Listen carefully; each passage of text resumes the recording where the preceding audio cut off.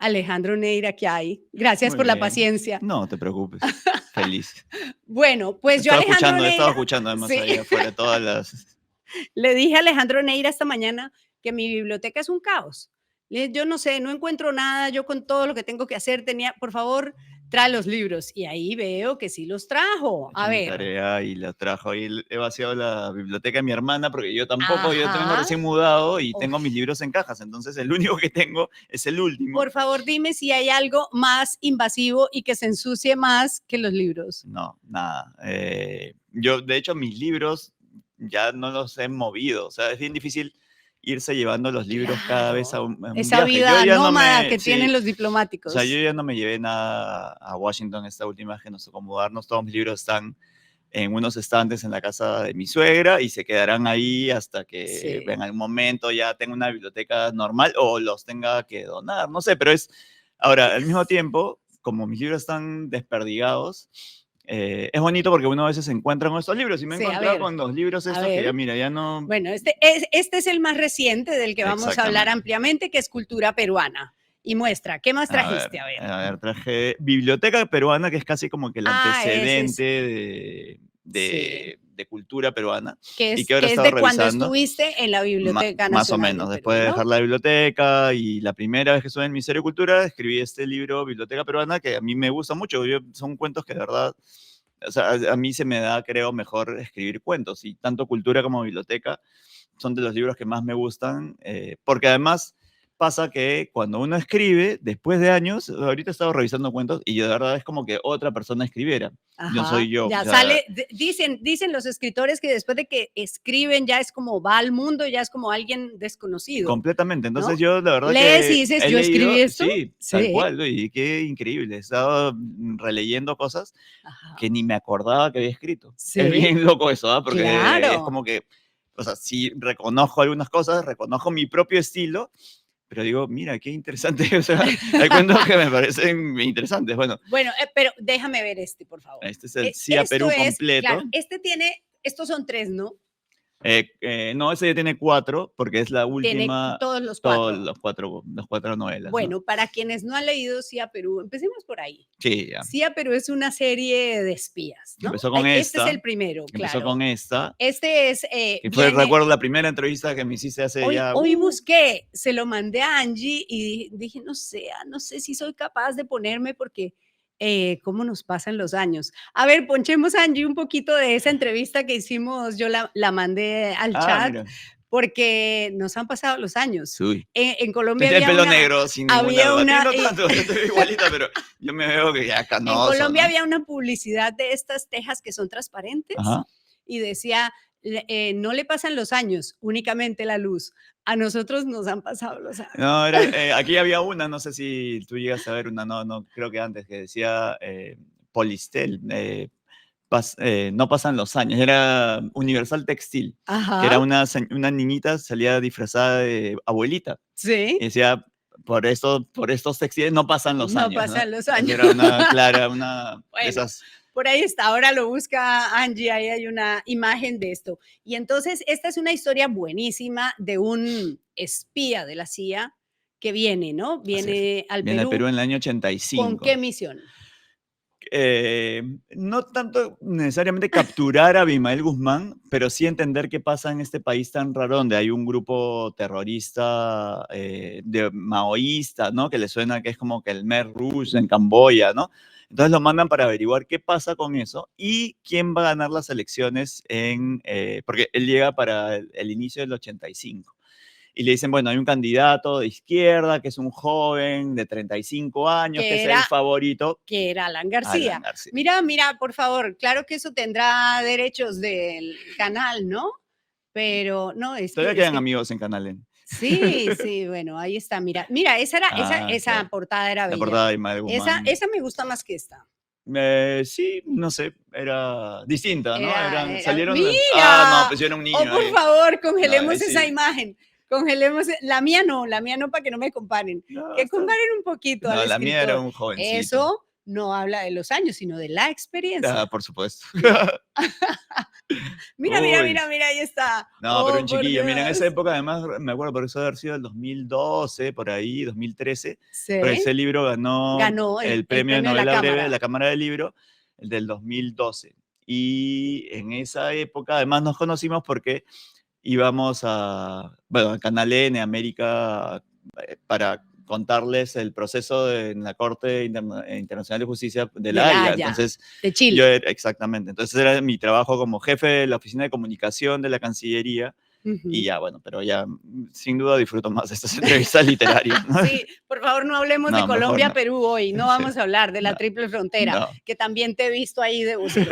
Bueno, entonces viene con la misión de ver qué es lo que va a pasar con ese candidato que es un peligro y pasan muchas cosas en Y este Sí a Perú. claro, y pasan muchas cosas en ese Sí a Perú, que es durante el año 85, hasta que toma el poder Alan García. Y eliminan al Perú de la Copa del Mundo, que no tiene, pero todas las historias son alrededor de ese año. Entonces, a mí, bueno, gané ese premio y me gustó tanto que escribí la segunda parte de Sí a Perú, que fue El espía sentimental, si no me equivoco. Cuando va a Cuando la ya cumbre de los no exactamente, alineados. cuando ya Alan García toma el poder y se Sí. convierte en un líder latinoamericano e internacional. Y se pelea con Fidel Castro, digamos, hay mucho del tras bambalinas diplomático que me han contado muchos colegas que han vivido en esa época Ujú. y que es una historia interesante porque, claro, ese año sigue y ahí está la mezcla de nuevo con las cosas que pasan ahí, ¿no? Que quizás en la portada ya de la última están todos los personajes, ¿no? O sea, Ujú, salen las vedettes de Risas y Salsa, por ahí está Gisela Valcárcel en sus épocas ujú. de Debe de. vedette y actriz cómica, el Papa, porque en la primera visita al Venía el Papa Papa, vino ¿no? el Venía, Papa, claro. el San Amparo Brambila otra vez de esa época, y claro, Ferrando, y es, para mí la parte graciosa es cómo se cruzan, pero que se cruzan de verdad, ¿no? Uno que se ve en estos, no sé, desde recepciones hasta discotecas, el mundo es pequeño, ¿no? El mundo del poder, entre comillas. Entonces, en Ujú, el mundo del poder te cruzas con todos en el mismo circuito, ¿no? La gente de la televisión, que es la medio farándula, que ujú, terminan con políticos y así. Entonces, es ujú. un poco una burla de eso también. Y, Pero en ese espía sentimental hay un episodio tremendo, que es la chica que se llevan en el. bueno, esa es una historia que es medio mítica, real, que es con lo que termina, creo, esa novela, ¿no? Que es un Pero cuenta, episodio. porque los que no Ah, han sí, sí, es un leído. episodio en el cual el avión presidencial, bueno, creo que hasta ahora tiene que hacer muchas paradas para poder volar, ¿no? Tiene poca autonomía de vuelo. Reabastecer. Exactamente. Entonces, en una de las cumbres en Europa va Alan García, que se iba, digamos, era más, es un guapísimo, Claro, Chayán, era Chayán. un ídolo del momento, y que dicen, bueno, que tenía un éxito enorme con las chicas. Y entonces, cada vez que iba de viaje, pues terminaba con una chica diferente, no sé qué. Y hay Es una, ficción, es es ficción, es ficción. ficción. Pero hay una anécdota en que termina con una periodista que era, si no me equivoco, italiana, Ajá, y el avión termina yéndose a El Cairo. sí, eh, y todo el mundo empieza a buscar a esa chica. Desaparece la desaparece. periodista y empiezan a buscarla y Secuestro nadie se da cuenta, un internacional. secuestro internacional, hasta que se dan cuenta que Alan García se le había invitado, como uno invita pues acá a que te llevo aquí a tomar un trago en mi carro, ya bueno, él lo había invitado pues en el avión presidencial, súbete y nos vamos a tomar algo y bueno, vamos a parar en Luxor. Ah, ya, Ajá, bacán, vamos a Luxor. O sea, imagínate, sí. bueno, parte del poder.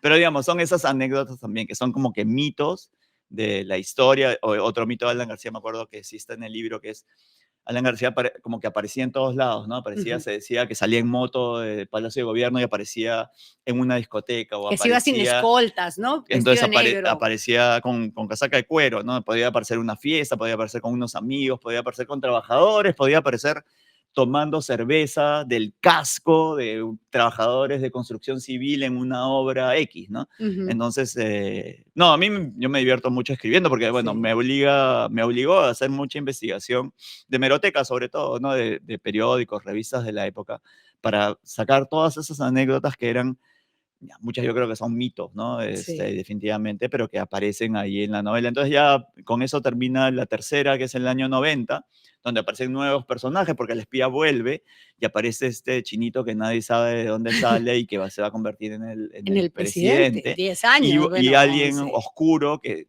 la CIA lo conoce, porque eso parece que sí es cierto, que era Vladimiro Montesinos. Montesinos, que es el hombre detrás del poder finalmente. Y ya la última ocurre en el 92, porque claro, es el espía de la CIA y la contracara es una especie de alter ego mío, pero en esa época, digamos que es un joven diplomático, que poco a poco se va dando cuenta de que no todo lo que brilla es oro, no todo lo bonito que se ve en las reuniones es la verdad. Entonces va como que Sí, poco, se va un poco desilusionando de su propio amigo espía y termina metido, pues, porque termina metido en estas suertes de conspiración, siendo secuestrado en algún momento por Montesinos y termina, lamentablemente, incluso siendo expulsado del servicio diplomático. Hubo una purga de diplomáticos en el año 92 hacia el final, en sí, diciembre del 92, ujú, poco después de Navidad, fecha además horrible, en la cual votaron a 117 diplomáticos no salió exactamente así, pero era por tener una especie de vida disoluta. Pero literalmente en los sí, periódicos, chicha del momento por salió por gay, homosexuales claro,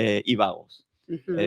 Terrible, Sí, ¿no? La siendo verdad. más grave para ese gobierno lo primero que los segundo. Probablemente, probablemente. Pero claro, entonces, esta es una pequeña, a mí, no sé, es como una historia personal, pero es una historia de esos años que para mí en el recuerdo de niño, adolescente, bueno, son años importantes para mí, digamos, en el crecimiento personal, pero son años que creo son los años más difíciles y los peores años probablemente del Perú en esos años. O sea, Sí, el 92, todo el mundo se acuerda de Tarata, que es la bomba que pasa aquí en Miraflores, pero yo viví en el Callao, cerca de la iglesia del Carmen de la Legua, donde volaron la comisaría del Carmen de la Legua. Es un recuerdo clarísimo porque fue poco después que yo entré a la universidad, yo entré a la universidad ese año y hubo un coche bomba, murieron varios policías en esa comisaría, voló la parte de la iglesia.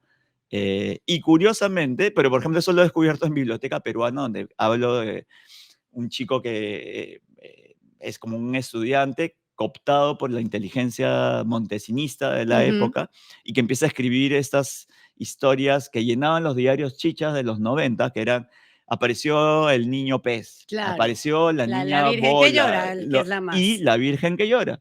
Pero Sí, para mí esa historia que aparece aquí y que aparece en ese cuento es, la Virgen que llora estaba a 3 cuadras de mi casa. ajá, Y mi mamá, que era muy religiosa y que iba a que misa y que sí iba a la creía. iglesia, que volaron, no, ella no No, creía, o sea, ella allá, decía, no, esto es allá, un fake, ¿no? Pues lo que sí. diríamos ahora un fake.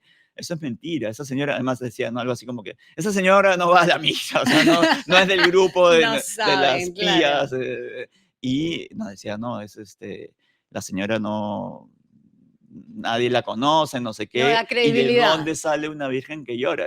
Pero era literal, mi barrio se convirtió pues durante, no sé, En por lo lugar menos de una mes peregrinación. peregrinación, se convirtió en una feria, o sea, toda mi urbanización. Y yo que en esa época salía siempre en bicicleta para ir a la universidad, montaba bicicleta y me daba una vuelta especialmente por ahí para ver, porque cada día era como que más gente llegaba. Entonces primero llegaron los periodistas, ¿no? Pero claro, después de los periodistas llegaban la gente que empezaba a vender estampitas. Y con la gente que va a vender estampitas llegaban los que vendían pues anticuchos, Comida, picarones, claro. chicha, trago, ya, o sea, Sí, por un mes mi barrio se convirtió en un lugar de peregrinación, slash, feria venta, claro. popular ¿Y de tú le pediste todos. algo a la Virgen que llora o No, no? esa virgen que no. No. No, ya es difícil como Oye, tú, creer en vírgenes a esta edad. Alejandro Neira, como ustedes saben y ya lo ha dicho, además, pues además es diplomático. Y entonces hace un momento dijiste, bueno, vi que no todo lo que brilla es oro, ¿no? ¿Cuánto de esa vida glamorosa que vimos, y ahora lo vamos a hablar con una de estas historias, de esa historia, de esa vida glamorosa que uno se imagina o que se ve así en el mundo diplomático, es real, porque yo me imagino que cuando veo muchas chicas que estudian relaciones internacionales, comercio internacional, y creo que si uno tiene 17 años puede pensar, bueno, voy a estar en muchos cócteles, voy a estar en mucha reunión de estas internacionales. ¿Ese glamour es pura fachada?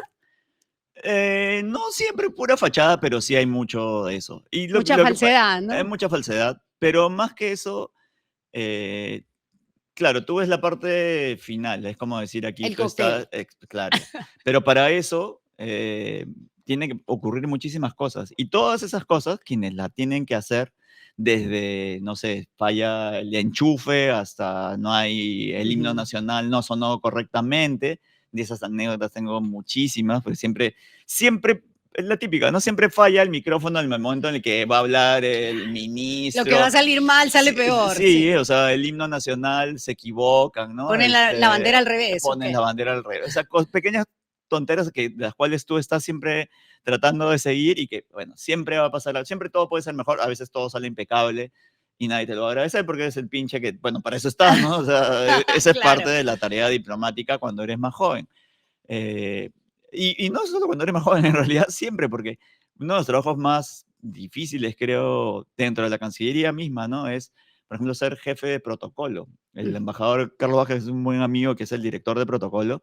Es una persona que tiene que estar pendiente, pues, de que de hasta que la persona que está sentada al lado del otro no sea, pues, un enemigo, Claro, ¿no? claro. O que se lleven bien, o que la comida salga precisa, O o que que la los primera dama no se siente en el puesto del presidente como pasó con Nadine Por, ej- y Humala. por ejemplo, ¿no? Que, o sea, que todo el protocolo esté bien. En Ujú. esas épocas había un montón, y me acuerdo una cumbre, ¿no? El presidente de Humala con su esposa, que creo que su esposa le dio no La lo miró, ¿te sí, acuerdas? Una sí, cumbre que con los le va países sí, árabes, claro, le hizo la un habla desplante, con mi espalda. entonces todas esas cosas que, claro, están perfectamente pautadas hasta que alguien, pues, nada, Se y atraviesa. ahora que leía, por ejemplo, no sé, en la época de Toledo, la hora Cabana era una cosa terrible. Yo me tocó Claro. pasar ¿Qué es lo que poquito están tiempo, viviendo los pobres diplomáticos colombianos con Petro? Que poquito, llega tarde a- y mal y nunca. entonces Sí. poquito tiempo,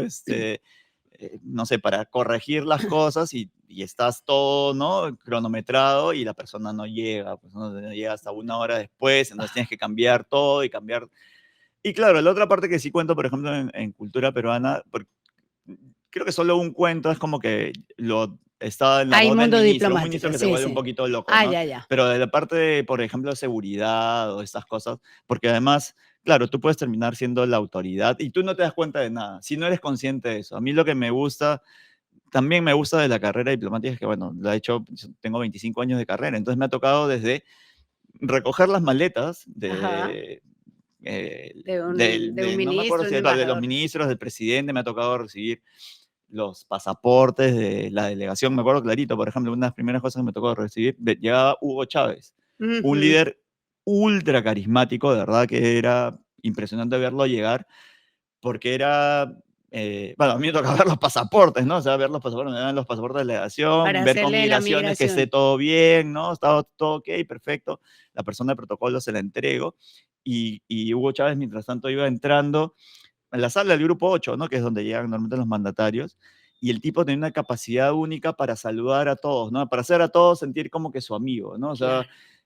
uy, fulanito, hoy.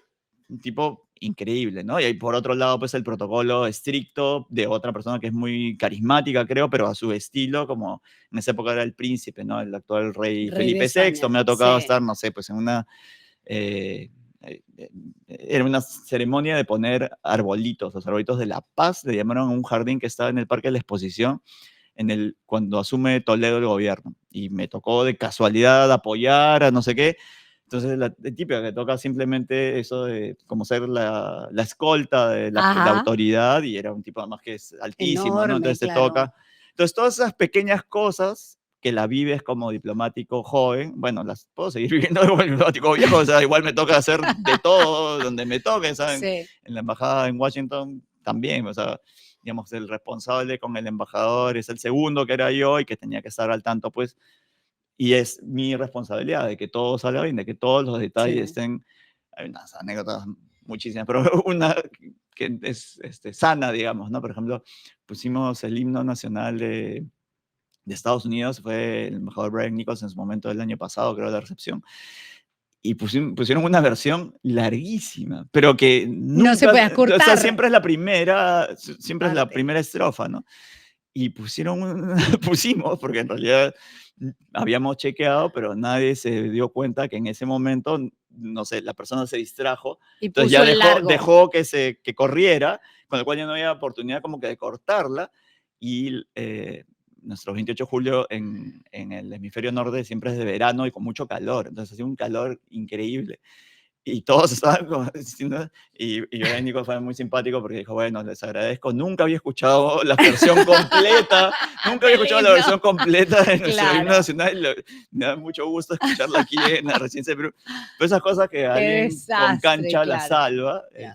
puede terminar siendo terrible para alguien que, no sé, pues, como esta, ¿no? Que se te pierda la maleta del Papa, imagínate. No, O sea, que estés yendo y que, no sé, pues el carro haya pasado algo, o que, no sé, eran años de terrorismo, que por X razones el carro se desvía y terminen perdiendo, sí. no sé, los fundillos papales, no sé cómo decirlo, de Bueno. manera elegante. Bueno, pues hablemos de este libro que tiene pues una portada desafiante, que es Machu Picchu en llamas. Y es el último, realmente el último cuento de esta colección, que está muy buena y que cuenta, empiezo por el principio, el Mm. libro cuenta, son crónicas, son historias de ficción alrededor de hechos vinculados con tu gestión como ministro de Cultura. Has sido 3 veces ministro de Cultura, pero has juramentado 5, ¿no? Ah, sí, creo. Sí, sí, Porque sí. toca, se cae el Consejo Ah, de sí, Ministros, sí, sí. vuelven y Sí, sí, juramentan sí. y todo eso. Sí. Bueno, y entonces con cosas que viviste en el ministerio, además en un tiempo terrible, en la pandemia, esta historia tiene que ver con el primer turista que entró a Machu Picchu, el japonés que entró cuando se abrió Machu Picchu después de la pandemia. Jesse Takayama. ¿Y cómo es esa historia? Ah, que bueno, esa parte es completamente real, ¿no? Claro, Jesse Takayama fue un turista que Machu Picchu, como todos los lugares culturales y turísticos, se cerró durante la pandemia. Entonces, había una pugna diaria para convencer, en ese momento era el presidente Martín Vizcarra, de todos los sectores, ¿no? Pues, Ujú, no sé, el Ministerio de Producción llegaba con la presión pues, de los restaurantes, las claro, industrias, no sé qué. Misetur con también lugares turísticos, nosotros con los sitios arqueológicos, porque de eso dependían pues, los ingresos y la vida de mucha gente. O sea, mucha gente los vive de la cultura guías, y no te das cuenta claro. hasta que cierras y te das cuenta, oye, desde guías, bueno, evidentemente la Los que gente de venden los trenes, comida, los que los venden comida, taxis. todos, todos, todos, todos. E incluso en pueblos, porque ya eso te das cuenta, la cultura, nuestra cultura, es tan rica en América Latina en general, pero en Colombia es igual, ¿no? Que es una cultura popular. Entonces, los fines de semana, la gente que trabaja de lunes a viernes en un trabajo X normal, entre comillas, Formal, sí, los sábados y domingos, pues toca en una orquesta, baila, claro, y eso también viven. Y más claro. allá de la vida real económica, es un modo de vida. O sea, es un modo, o sea, la cultura, tú vives de la cultura. Entonces, fue muy duro ese tiempo. Y bueno, el hecho es que este chico, me acuerdo además, yo antes de ir a Cultura estaba en la Cancillería, era jefe de gabinete del canciller. Nosotros de un día para otro nos convertimos en un aeropuerto, porque la Cancillería tenía que gestionar los vuelos de ingreso y de Los salida de vuelos todos los vuelos humanitarios, humanitarios. todo, qué tiempo. Entonces, todos, desde el canciller hasta el último secretario que estaba a cargo de los aeropuertos, teníamos que ver eso.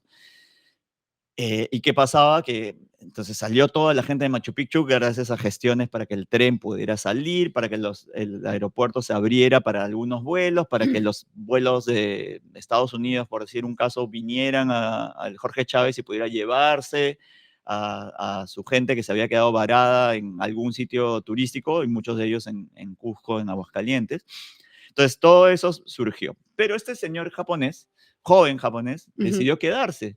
Porque dijo, no, bueno, ya como todo el mundo esto Ya pasará, vine, ¿no? quiero ir a Machu Ya, Picchu y entonces yo acá tengo que estoy, conocer, acá me entonces me quedo. quedaré aquí. El chico empezó a hacer, se hizo amigo, lo adoptaron las familias ahí, le dan de comer, pues, ¿no? Un japonesito simpático que mejor se habría hecho entender, pues, con señas, ¿no?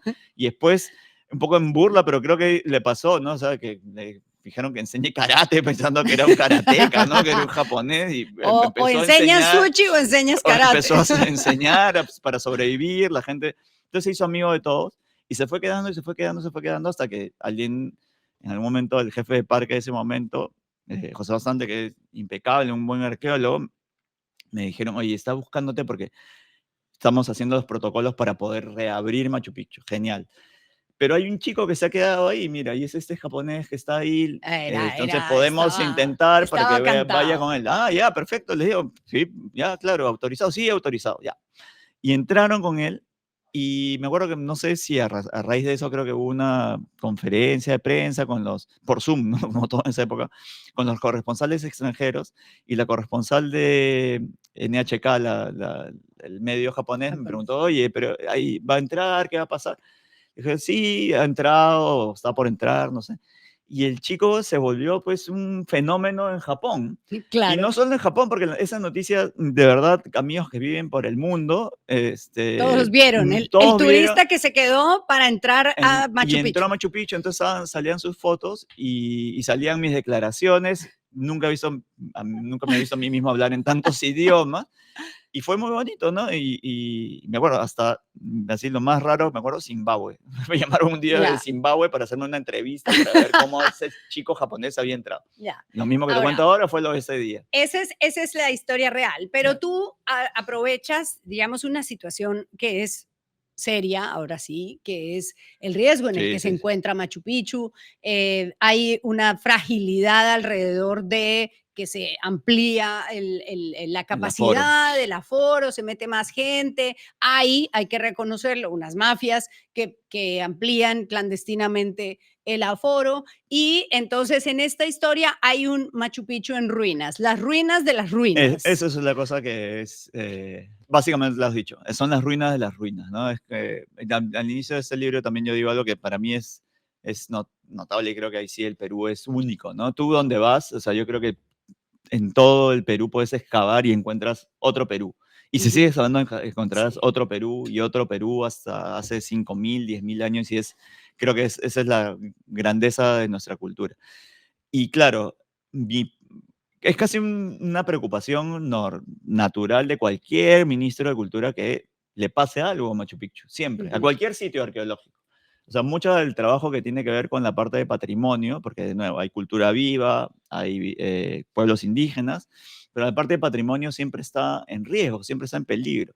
Entonces ahí hablo pues también de Sechín, de otros lugares que a mí me parecen maravillosos, no tan conocidos como Machu Picchu, pero claro, el riesgo está en que Machu Picchu es evidentemente la joya de la corona. Todo el mundo Ujú. quiere venir a Machu Picchu una vez en su vida, ¿no? Entonces, el riesgo es que si no cuidamos nuestro patrimonio, efectivamente pueda colapsar. Entonces, el riesgo efectivamente del aforo es, hace varios años he hecho un estudio muy serio sobre la capacidad diaria que tiene de albergar gente el sitio. Y son 5.600 si no me equivoco, alrededor de esa cifra. Entonces, si pasa esa cifra, en realidad lo que haces es que el sitio vaya poco a poco colapsando, y es verdad. Entonces, por eso hay tanto cuidado con que no entre mucha más gente de la que se puede recibir. Entonces, esa que es una preocupación natural de toda la gente de cultura. Claro, a mí me llevó a pensar, oye, ¿qué pasa si un día llega todo el mundo? ¿No? O sea, ya esto Ujú. va a desaparecer, el mundo está por acabarse y a alguien se le ocurre Machu Picchu es el lugar que tenemos que ir para conocer antes de ir. Es un caos, por un lado, ¿no? Claro, porque Entonces, los turistas van a decir, bueno, que vamos, el no me mundo se va a interesa. acabar. Bueno, los pobres turistas que ahora se quedaron varados, muchos de ellos ya han podido llegar, pero muchos dijeron, no, vamos caminando. Entonces, vas caminando también pones en riesgo mucho el patrimonio. O sea, Sí. puedes ir por el camino Inca, sí, pero la gente que va por la vía férrea, bueno, muchos peligros en torno a eso. Entonces, esa es como una preocupación que siempre te queda, ¿no?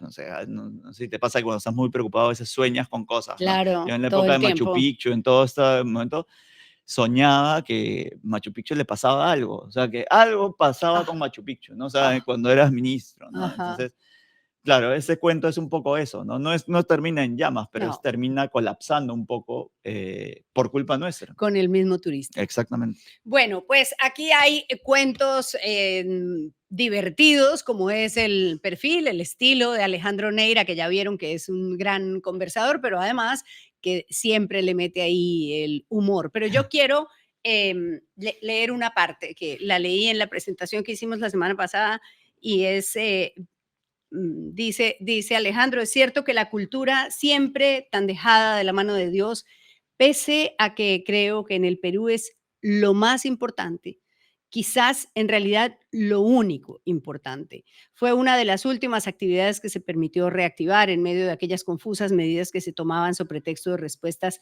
epidemiológicas. Museos, teatros, salas de concierto, galerías seguían cerradas hasta 6 meses después de iniciar la pandemia y ya.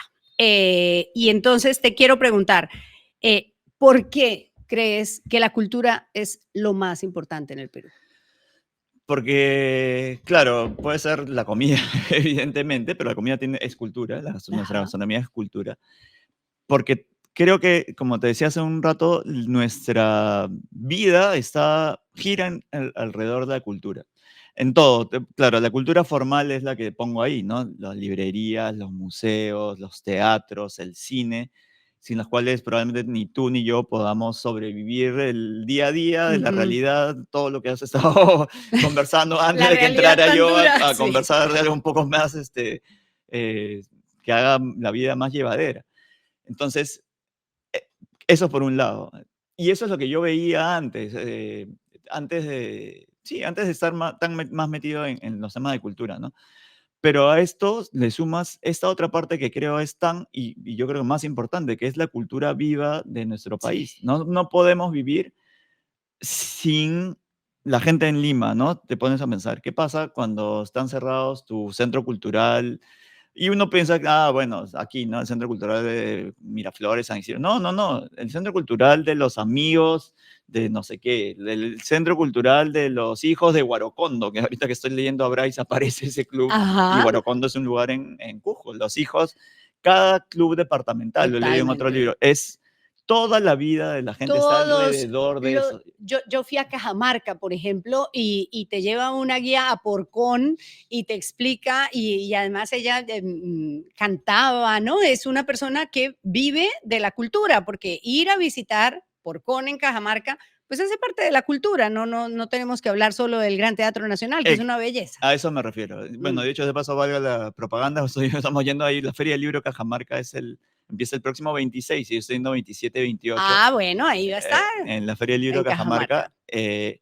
Pero claro, de nuevo, eso que tú dices es lo que sucede. O sea, la gente no puede vivir si no canta, si no baila, si no come. Ujú. Entonces aquí también parte de nuestra cultura, y creo que en la cultura peruana tú lo debes ya haber interiorizado, es la comida. No hay pocas culturas, y creo que son grandes culturas y que tienen grandes cocinas, son las que viven como nosotros pensando desde que amaneces, ¿qué vas a comer? O sea, Sí, porque bueno, nuestra vida gira en todos. torno a la comida y, y todas las conversaciones, y cuando estás como diplomático me ha tocado vivir en Washington, que es un lugar en el que tú podrías pensar, bueno, no, las conversaciones que teníamos con el embajador, ¿no? Con representantes, o sea, congresistas, Todo el mundo todo, llegaba a elogiar la comida, okey. Nancy Pelosi, ¿no? Ajá, Senadora famosísima, sí, ¿no? Llegó, claro, ¿no? Claro, el ceviche. El claro. ceviche ya es reconocido como peruano. Pese a que es Sí, latinoamericano, todo el sí, mundo lo asocia con el Perú. Entonces todo totalmente. el mundo dice ceviche. Claro, el Perú. Y en Washington y en varios otros lugares ahí en la costa este es el pollo, el Peruvian chicken, el pollo a la brasa. Claro, El por Peruvian chicken supuesto. es Peruvian. Entonces, Sí. todo esto A forma pesar de que parte. en toda América En todos lados Latina hay comen el pollo pollo campero, en todo todos eso lados hay, comen pollo pero el rostizado, el ¿no? Pero el pollo pollo a a la la brasa, brasa es peruano y todo el mundo lo asocia con algo peruano. ¿Por qué? Porque es sabroso y probablemente sea un poco más sabroso que el resto, no lo sé, pero a la gente le gusta y es tu carta de presentación. Comentábamos el otro día, es ser peruano. O sea, mi carta de presentación, yo puedo ser Alejandro Neira, puedo ser escritor diplomático, puedo ser mil cosas. Pero cuando dices, ¿y dónde eres? De Perú. ajá, Perú, Machu Picchu. Perú, oro. sí, Perú, ceviche. Y sí. todo lo que está es alrededor de la cultura. El cóndor pasa, no sé, lo que se te ocurre ahorita, Mario Vargas Llosa. La única cosa que te define finalmente o a una cultura, a una civilización como la nuestra, es la cultura. Ujú, Y por eso, bueno, no sé, he tenido la suerte de un poco trabajar. Y bueno, como diplomático estás obligado a trabajar con la cultura todo el tiempo ujú. y te das cuenta que es el eje de nuestra nación, de nuestra razón de ser, además, ¿no? Muy bien. Pues ahí están diciendo, uy, Peruvian Chicken. Sí, claro, Peruvian Chicken. Están preguntando al gerente. El gerente está, bueno, les voy a contar en qué está. Nosotros somos 4, Alejandro. Somos Mm, Daniel, que se acaba de ujú. ir, David, Anuska y yo. Y hemos nombrado por aclamación a David, que es el más ordenado y todo eso, el más juicioso, serio y que además es un dictador, como gerente de esta empresa. Entonces, el gerente está, les cuento porque nuestro pueblo epicéntrico sabe mis sufrimientos, está comprando un teléfono, ya vamos a tener teléfono decente, porque es un teléfono marca Pajarito desde cuando empezó Epicentro y no me prende y no puedo ver el yape y tengo que agradecer los yapes y sufro y ayer lo iba a estampar contra la pared, dijo David, mañana no hago grado 5 y me voy a comprar un teléfono, gracias dioses del Olimpo, ahí está el gerente, así que sus yapes no los puedo ver porque está David en esa operación, pero los agradecemos, nuestro yape es 955-101 558 955 101 558. Hemos hablado de todo. Hemos hablado de Elia Espinosa, hemos hablado de Mira, Fuerza ceviche pisco sour, Popular. dice alguien por ahí, ¿no? Mira, en Ceviche. Escocia me tiene harta con el oso Paddington. No, ¿cómo No, que pero el el oso oso Paddington es Paddington? maravilloso No, y es cielo peruanísimo, además, máximo. Ese peruanísimo. está en